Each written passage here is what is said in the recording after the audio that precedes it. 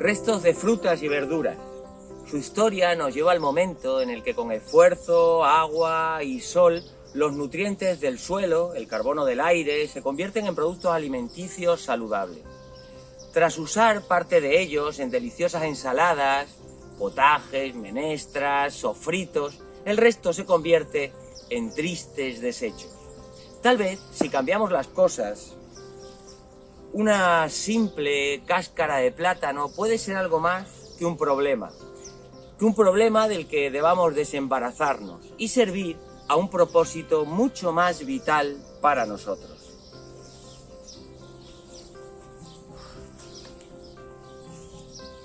Un residuo es algo que una vez utilizado ha perdido su valor para nosotros y deseamos deshacernos de él. En la naturaleza este concepto realmente no existe. Es un invento de nuestra civilización. En la naturaleza, gracias a los microorganismos, todo, absolutamente todo, forma parte de lo que podríamos considerar como una bioeconomía circular. Los microorganismos edáficos devoran los restos orgánicos, los van transformando, los simplifican, los ponen a disposición de las redes de nutrientes entre los productores primarios y los secundarios.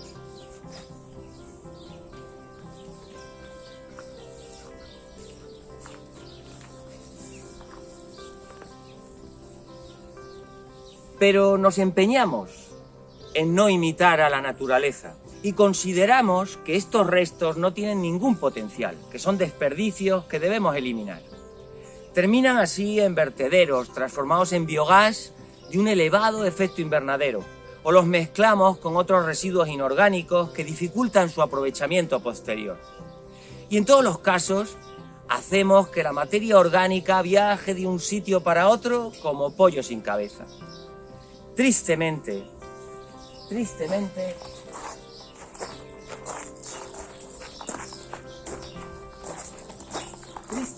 todo esto es propio de una civilización un tanto demente, con el cerebro de un espantapájaros que nunca visitará al Mago de Oz.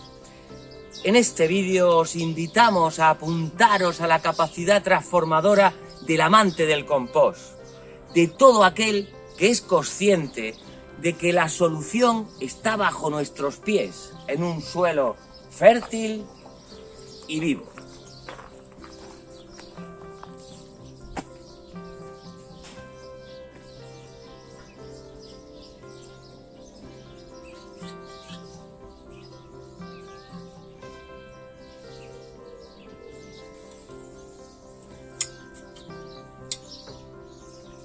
El compostaje es un proceso tan antiguo como la agricultura.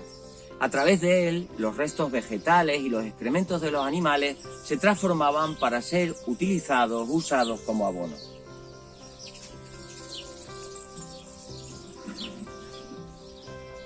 En el proceso de compostaje debemos controlar las variantes que influyen en él, para que consigamos que sea más eficiente. Lo primero, la definición. El compostaje es un proceso de transformación de la materia orgánica provocado por los microorganismos en condiciones controladas y en presencia de oxígeno. Por lo tanto, para que el compostaje proceda adecuadamente, debemos proporcionar las condiciones adecuadas para el crecimiento de los microbios responsables de la transformación de la materia orgánica. El aire, para que haya un aporte de oxígeno adecuado, y el agua, que debe oscilar entre un 40 y un 60% de humedad. El aire se proporciona con los volteos de la masa en compostaje y el agua con riegos periódicos si fuera necesario. ¿Cómo ver si la humedad de nuestro compost es la adecuada? Pues sencillamente, si lo agarramos, humedece nuestras manos, pero no escurre agua entre los dedos, pues entonces estaremos haciendo las cosas bien. Además, como si se tratase de una dieta saludable para los microbios, debemos equilibrar la relación que hay entre el carbono y el nitrógeno. Esa relación carbono-nitrógeno debe oscilar en torno al número 20, es decir, deben haber aproximadamente 20 porciones de carbono por cada porción de nitrógeno. Luego, tal vez volveremos a este asunto. Otras cuestiones que debemos cuidar, pues es evitar que se nos incremente en exceso la salinidad del compost o que se eleve su acidez, es decir, que el pH sea demasiado bajo. Por eso es importante evitar añadir a nuestra pila de compost un exceso de cáscara de cítricos.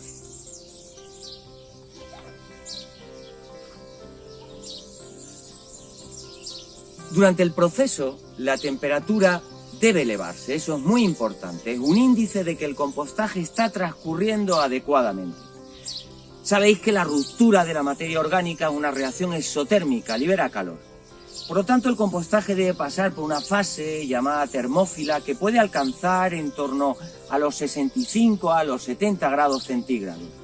Es la mejor manera de matar bacterias que pueden ser potencialmente patógenas e incluso de eliminar semillas en el producto final. Para ello necesitarás una masa en compostaje suficientemente grande para que la temperatura no se pierda por encontrarnos con poco volumen respecto a la superficie.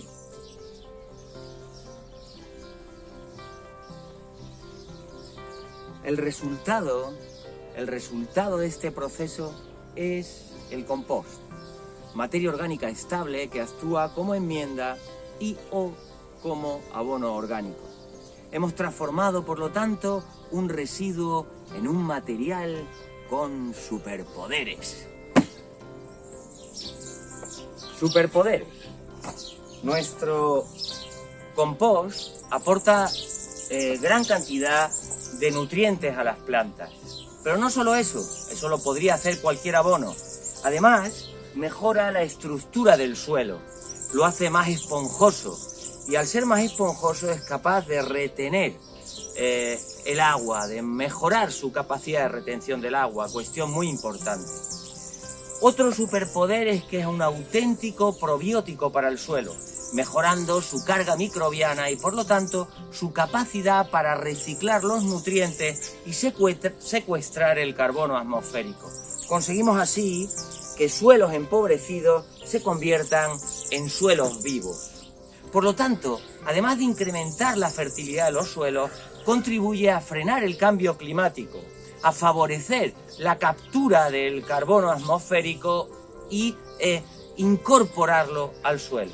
Es como si en nuestro verdulero cogiéramos patatas de la parte superior, el carbono atmosférico, y lo colocáramos en la parte inferior, el suelo. De esta manera estamos contribuyendo a frenar, a mitigar, a adaptarnos al cambio climático.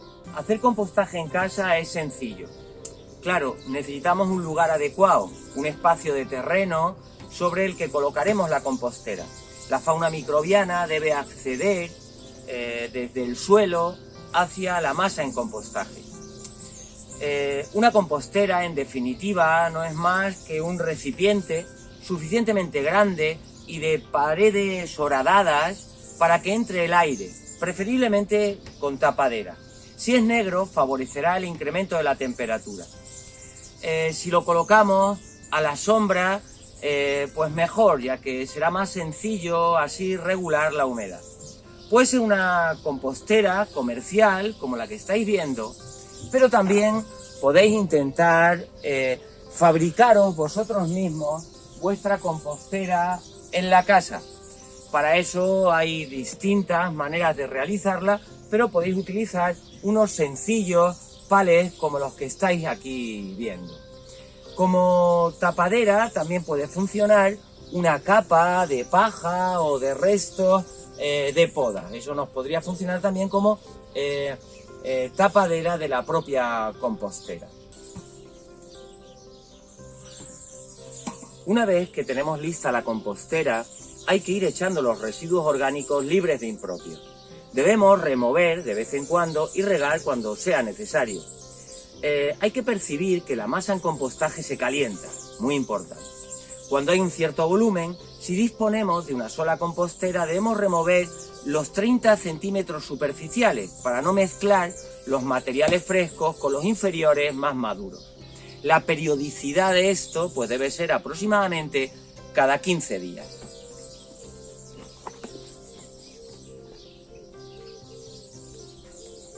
Es recomendable emplear solo materiales vegetales, evitando los restos de carne y verdura. Lo habitual es agrupar estos restos vegetales en dos tipos. Por un lado, tendríamos lo que denominamos como restos verdes, con un porcentaje alto de agua y una relación carbono-nitrógeno baja. Restos de frutas y verduras, pozos de café, tisanas o césped recién cortado. Los restos marrones tienen menos agua y una relación carbono-nitrógeno alta. ¿Cuáles serían? Pues hojarasca y plantas secas, paja, serrín o incluso servilletas de papel o triturado de poda. No debemos abusar ni de las cáscaras de huevo, ni de las peladuras de cítricos, ni tampoco de las cenizas.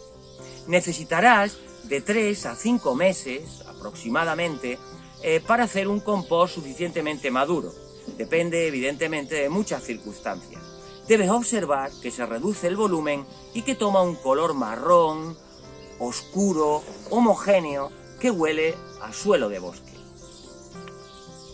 Las lombrices pueden ayudarnos a realizar un compost de mejor calidad, denominado humus de lombriz o vermicompost. Si nos acercamos a esta litera de lombrices, que veis que está tapada por una capa de paja para que la humedad aguante un poco más en la masa en proceso de vermicompostaje, aquí abajo está el material orgánico donde debemos encontrar nuestras lombrices.